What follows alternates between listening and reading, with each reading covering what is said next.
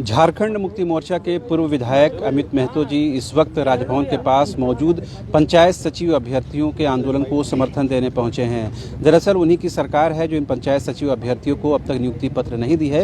यही वजह है कि पिछले 18 दिनों से ये जो तमाम अभ्यर्थी है सड़कों की खाक छान रहे हैं। तमाम दरवाजे को इन्होंने खटखटाया है, लेकिन कहीं सिर्फ आश्वासन मिला है, कहीं से नियुक्ति पत्र का कोई प्रावधान अब तक नहीं दिखा है। अब अमित महतो जी आए हैं, क्या उम्मीद दिलाते हैं वो सुनते हैं। अमित जी, क्या भरोसा दिलाकर जाते हैं इन लोगों को?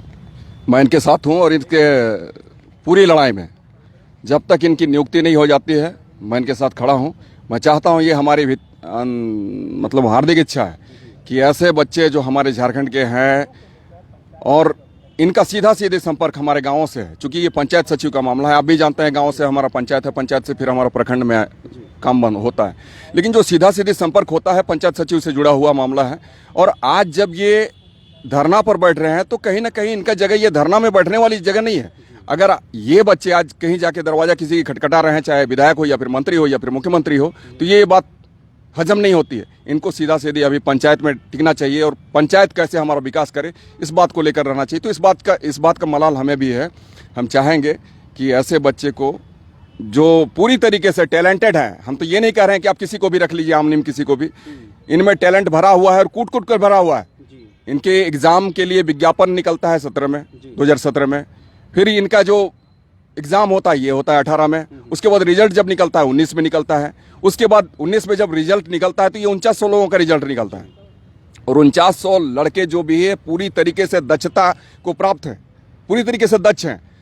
और आज 19 खत्म, 20 खत्म, 21 खत्म, अब 22 का समय ये जो है, ये इतने लंबे गैप आप समझ सकते हैं। कोई अगर 17 साल में अगर कोई इच्छा पाले हुए कि हमें पंचायत सचिव बनना है और 22 तक भी उसको नियुक्त नहीं होना, वो भी पूरी तरीके से मतलब नियुक्ति में जो भी आहर्ताएं पूरी होती है या फिर जितने भी उनको एग्जाम लेने हैं, सारे प्रक्रिया को कंप्लीट करने के बाद में आज जब 22 को भी उसको नियुक्त न किया जाना और फाइनली इसको कह देना कि इसे हम रद्द करते हैं, तो पूरी तरीके से हम समझते हैं ये बात बेईमानी है। और हेमंत भैया के इस डिसीजन का हम घोर विरोध करते हैं और हम आग्रह करते हैं बड़े भाई हेमंत जी से कि आपने गलत किया है और आप इसको सुधार लें, क्योंकि इनकी जगह यहाँ पर धरना में बैठने के लिए नहीं है। इनकी जगह है गांव में और गांव के विकास करने के लिए है। तभी हमारा झारखंड समृद्ध खुशहाल होगा, जो कि हमारे बड़े हमारे यहाँ के पूर्वज जो है निर्मल महतो हों, चाहे फिर रामदयाल मुंडा हों, जयपाल मुंडा हों या फिर हमारे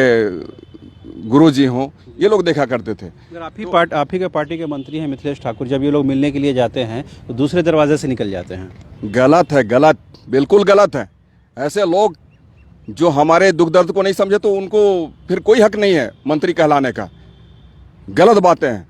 और मैं ऐसे ही सिर्फ लोग नहीं, जो भी और भी व्यक्ति जो भी हैं हमारे यहाँ के खतियानदारी हैं, जो भी झारखंडी है, क्योंकि मैं तो भाई खतियानदारी को ही झारखंडी मानता हूँ, उसके अलावा मैं किसी को झारखंड खतियान 1932 आप कह रहे हैं कि 1932 का नहीं, चूंकि सर्वे 1932 में हुआ था, उसके बाद भी सर्वे हुए, लिहाजा तथ्यात्मक रूप से कुछ गलतियां हो सकती हैं, तो आप 1932 को रट नहीं लगा रहे, यानी खतियान आधारित चाहते हैं स्थानीय नीति बने। अभी शैलेंद्र महतो जी से बात हो रही थी, पूर्व सांसद हैं, आपके पार्टी से गहरा संबंध रहा है, उन्होंने कहा कि मुख्यमंत्री का बिहारीकरण हो गया है। जी, हम तो यही कहेंगे सर कि खतियान आधारित स्थान नीति बने और नियोजन नीति बने। इसको लेकर आप देख रहे होंगे कि कितने बोकारो और धनबाद में जो विरोध हो रहे हैं।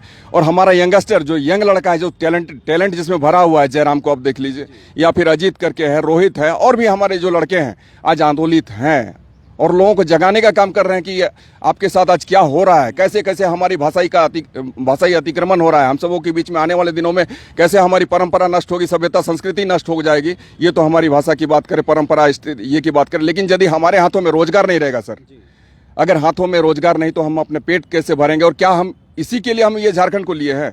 आज यदि झारखंड सर हमें मिला है तो कहीं ना कहीं सिर्फ और सिर्फ झारखंडी के लिए, जैसे कि दूसरे स्टेट भी बहुत सारे बने हुए हैं, सिर्फ और सिर्फ वहाँ के विकास के लिए, वहाँ के उत्थान के लिए बने हुए हैं। और आज हमारे झारखंड को ग्रहण लग गया है, जिससे उम्मीद थी, बहुत उम्मीद के निर्णयों से गिरने लगा। भाई हेमंत जी से पूरी तरीके से उम्मीद बांधे हुए रखा हुआ था यहाँ के लोगों ने, लेकिन आज हेमंत दा को पता नहीं क्या हो गया है। गलत नीति तो बना ही रहे हैं। आप जानते होंगे 10 क्लास और इंटर वाली नीति जो इन लोगों ने बना रखी है कि जो यहाँ से व्यक्ति 10 क्लास पास कर लेगा, इंटर पास कर लेगा, वो तृतीय और चतुर्थ वर्ग में यहाँ पर क्वालिफाई करेगा।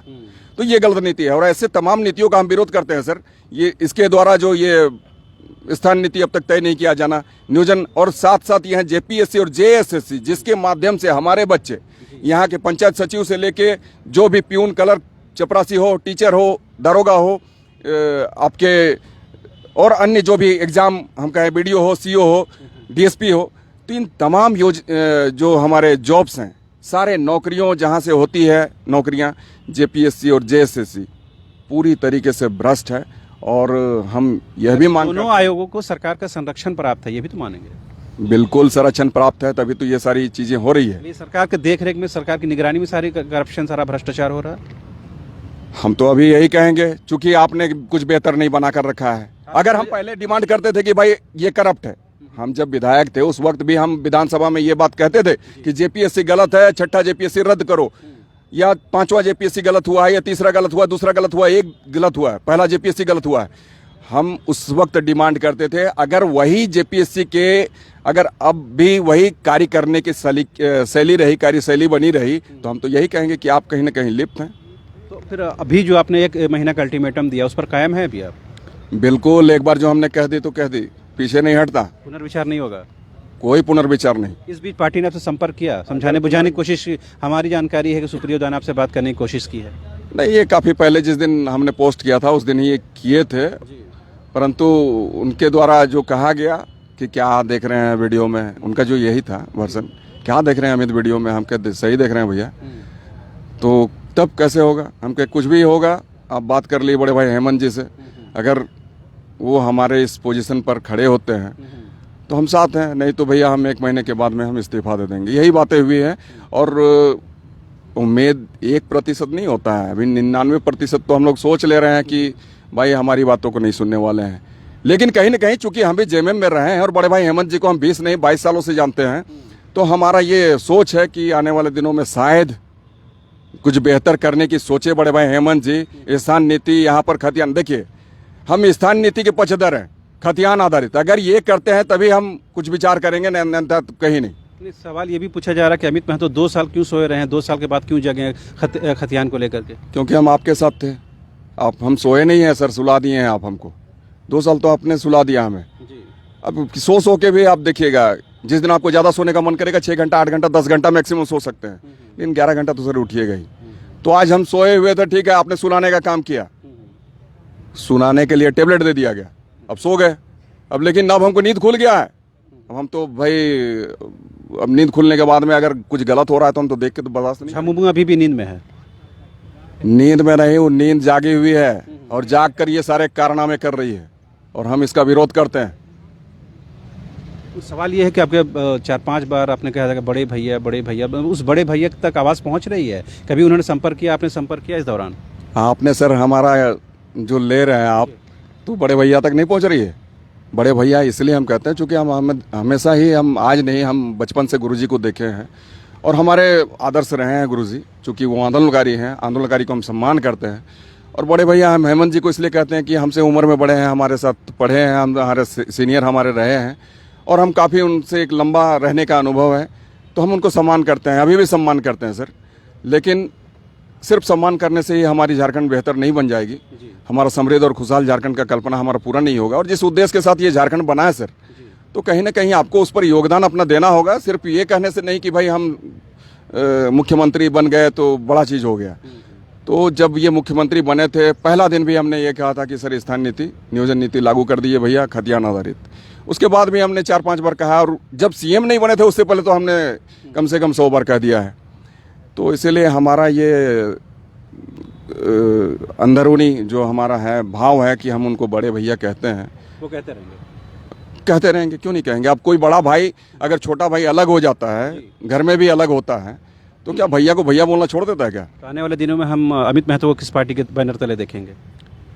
वो तो सर आने वाला वक्त बताएगा, चूंकि हम आंदोलनकारी हैं सर, हम आंदोलनकारी हैं और आंदोलन करते करते हम जब तक हमें अपनी मंजिल नहीं मिल जाती है, हमारे झारखंड को मुकाम नहीं मिल जाता है, हमारे झारखंड को नई दिशा नहीं मिल जाती है, समृद्ध खुशहाल झारखंड का जो कल्पना हमारे पुरखे देखा करते थे, हमारे जो शहीद देख लिए, तो उसको तो सर हमको मुकाम तक पहुंचाना है। उसके लिए हमको जो करना पड़े सर करेंगे, आंदोलन का जो भी रास्ता अख्तियार करना पड़े हम करेंगे। अगर अभी आंदोलन की वजह से समाज में अस्थिरता, विद्वेष विभेद, कहीं कहीं टकराव की स्थिति बनती हुई दिख रही है, तो फिर इससे विकास कैसे आगे बढ़ेगा? सर, टकराव करने वाले को हम यही कहना चाहेंगे, भैया ये झारखंड हम लोगों के लिए बना है, हम लोग को अपना चैन सुकून के साथ रहने दो, हमारा हक को मारने की कोशिश मत करो। हम यही आंदोलनकारियों जो दूसरे स्टेट के लोग हैं या फिर जो हमारी भावनाओं से अवगत नहीं है, उनको तो हम यही कहेंगे, उनसे आग्रह करते हैं। अगर सर ये बताइए, अगर हमारी माँ घर में खाना बनाती है, अगर 5 लोगों का खाना बनाई है, तो उसमें तो एक हम हैं। अगर हम ना हमको दे खाना, ना हमारे बाप को दे, हमारे भाई को दे, हमारी बहन को दे, और कोई तीसरा आदमी आकर या 10वां आदमी आकर खा ले खाने को, या फिर एक दिन की बात रहे तो चलेगा, चलो भाई ये लोग भूखे थे खा लिए।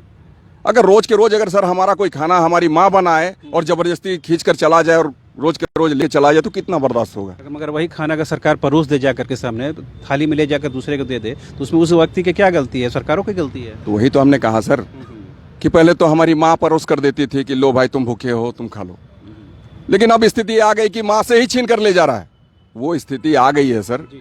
तो हम यही कहेंगे, भाई आप आइए रहिए, वो हम नहीं कुछ कह रहे हैं, लेकिन हमारा हकमारी मत करिए।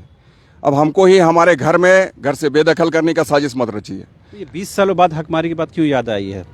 सर, इतने दिन तो हम लोग भी आंदोलन कर रहे थे, देख रहे थे, हमको भी एक सोच पाले हुए थे कि भाई हमारी सरकार बनेगी, बड़े भैया हेमंत जी सीएम बनेंगे, तो ये सारी जो समस्याएं हैं इसका हम निराकरण कर देंगे और ख़त्म हो जाएगी। इतने दिनों में तो भारतीय जनता पार्टी वाले लोग थे, आजसू के लोग थे और अन्य दल के लोग थे जो कि यहाँ पर 17-18 साल तक यहाँ पर बैठे, सत्ता पर काबिज रहे। तो हम उस वक्त की बात क्यों करें सर? चूँकि उस वक्त हमारे पास न कोई पावर था न पोजीशन था। आज जब हमारे पास पावर है, पोजीशन है, जेएमएम की सरकार है, और चूँकि हमसे जिनका हमेशा संपर्क होता रहता था, बड़े भाई हेमंत जी सीएम हैं, तो हम उनसे उम्मीद नहीं बांधे तो किससे बांधें? और आज जब हम उम्मीद बांधते हैं तो क्या गलती करते हैं? और अगर वही उम्मीद बांधने वाले व्यक्ति जिससे हम उम्मीद बांधते थे, वो अगर गलत नीति नियम बनाए, तो फिर हम कहाँ जाएंगे? मतलब सत्ता ने मुख्यमंत्री हेमंत सोरेन को बदल दिया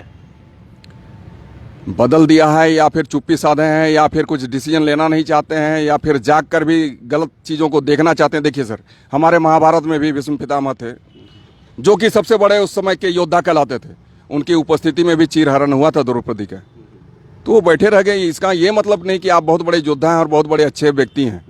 हम तो यही कहेंगे कि आप गलत हैं, क्योंकि आपकी उपस्थिति में गलत काम हुए हैं। तो अगर आपकी उपस्थिति में गलत काम होते हैं तो सर आने वाले दिनों में इनको भीष्म पितामह ही कहा जाएगा, या फिर लोग धृतराष्ट्र ही कहेंगे। धृतराष्ट्र के पास भी बहुत ताकत था, भले देख नहीं सकता था, लेकिन उसको संजय दिखाता था कि यहाँ पर क्या हो रहा है।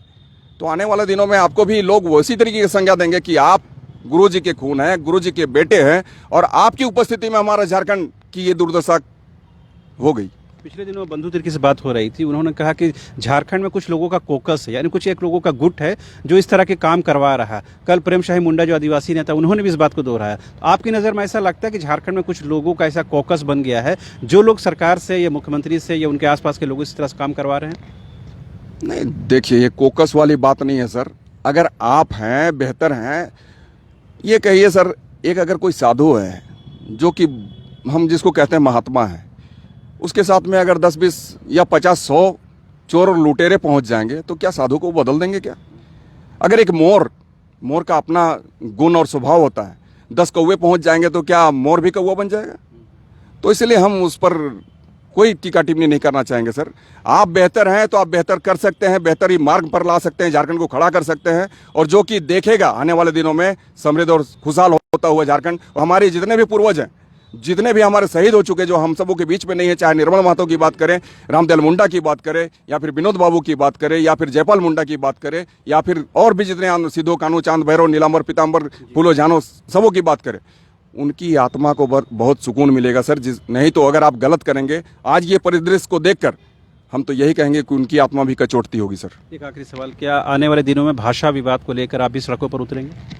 भाषा विवाद को लेकर आप तो देखें सर, किस तरीके से हमारे धनबाद और बोकारो में माहौल बना हुआ है, और वहाँ लीड करने वाला लड़का लोग देख लीजिए, कोई नेता नहीं है, आम लड़का है जो कि पढ़ा लिखा, क्वालिफाइड, टैलेंटेड लड़का है, जो कि कहीं ना कहीं बेहतर दिशा में आगे बढ़ा सकता था हमारे झारखंड को। चाहे आप जयराम की बात करें, अजीत की बात करें, रोहित की बात करें, और फिर बहुत सारे लड़के हैं जो कि आज सर उसको आंदोलन करने का ये समय नहीं था।